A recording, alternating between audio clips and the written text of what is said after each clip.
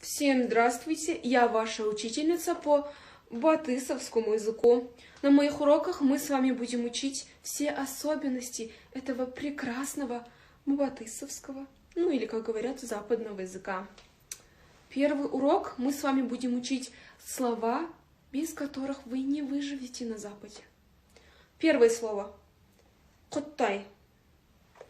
Коттай. Запомнили? Запомнили. Коттай – это кышкентай или маленький. Есть еще меньше. Котакандай. Котакандай. Запомнили? Запомнили.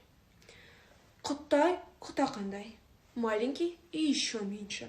Если вы где-то услышите кортай и котакандай, это нормально. Так тоже можно. Антоним к слову коттай – нэн. Нэн. Есть еще больше. Нэпнэн. Нэпнэн. Запомнили? Запомнили. Коттай, нэн. Котакандай, нэпнэн. Следующее слово. Зет. Говорим не зет, а зет. Агрессивно. Зет. Кто-то говорит зет, кто-то говорит зет, кто-то говорит не зет. Это нормально.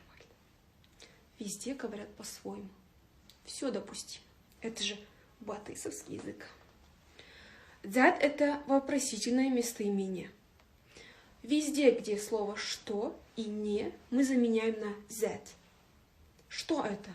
Оно зет. Что ты купил? Зет алдын? Зет. Запомнили? Запомнили. И последнее – это окончание.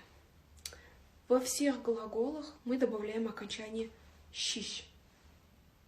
Щиш. Запомнили? Запомнили.